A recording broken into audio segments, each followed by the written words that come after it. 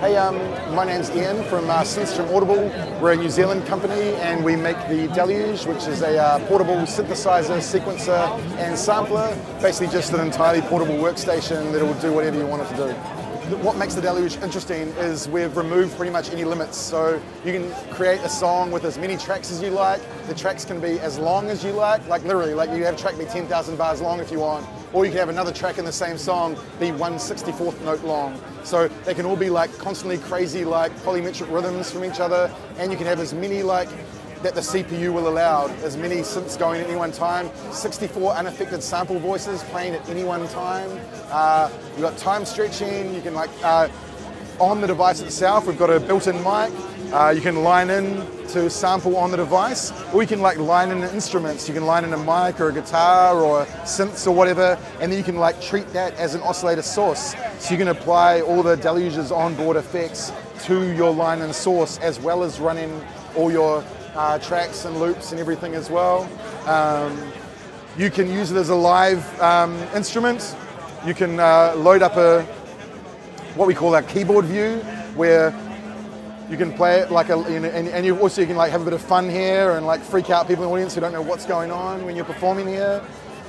We're here at Superbooth and we're unveiling some of the features on our upcoming 2.0 firmware release, which is going to be out in June. And one of the things we're most excited about is our new arranger, which we've actually been working on for a really, really long time. We sort of noticed, our users were talking to us like going, oh, we had a lack of a really decent song mode. So we what can we do? How can we really like change the game? So we've developed this system. We're currently at the moment, the Deluge works on this loop-based view, where you kind of like trigger, mute and unmute particular loops. Now what we've done is we've given users an option of a new timeline-based view, where you can instead put instances of your tracks. Obviously this is kind of easy to work out what's happening. When you press play now, you'll see the tracks actually move along, and so obviously when it hits the head of the track, that's when it triggers that.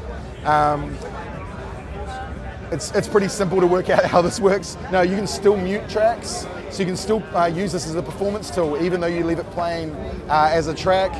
You can put effects on individual instruments. You can put effects over the entire song as a whole. And probably one of the most beautiful aspects of this is that you can at any time go from the timeline view back into the loop view. Say you get to a part in the track and everyone's having a really good time, you're having a really good time, and you just want to jam for a bit longer, you can hit song, go back into the loop view.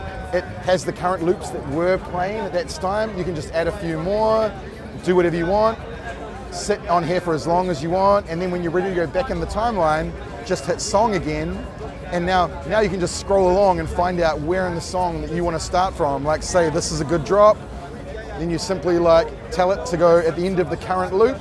It'll re-kick in to the timeline view, and then again, so you can change your mind and go, oh, actually I want to go back to the loop view again. So right now I chose a song with an awkwardly long loops in it. But hey, here we go. So we're back in the timeline again, back in the timeline again. Oh man, I've said back in the timeline again too many times today. So we can go back to loops, and it's as you can see, more are currently live, showing us that more was happening, blah, blah, blah, have a jam, get back to it. So yeah, that's kind of like how the interface works when it's playing. But if you just want to, I'll show you quickly just how you set things up. So say for example, this is the instrument you want to have. You just plot in, you can zoom in closer. You plot how many rotations of that instrument you want to have at what time, remove them.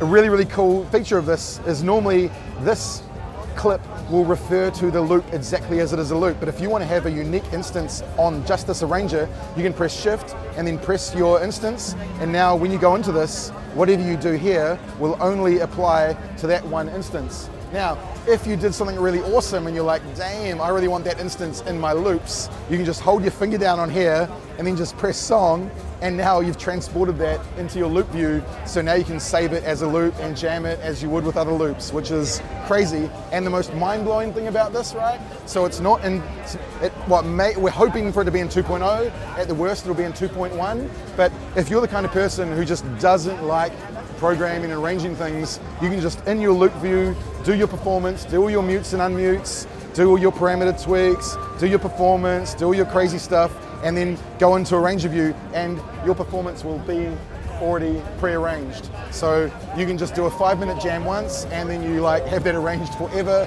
and you can just like hang up your jams and just press play and never have to loop again. If you're interested in getting one, the Deluge is available now. Ships pretty much anywhere in the world in 3 days, and it goes for $8.99 US plus shipping. Generally shipping's about $55 US, and yeah, it'll get to you in a couple of days. So order through our website, synthstrom.com.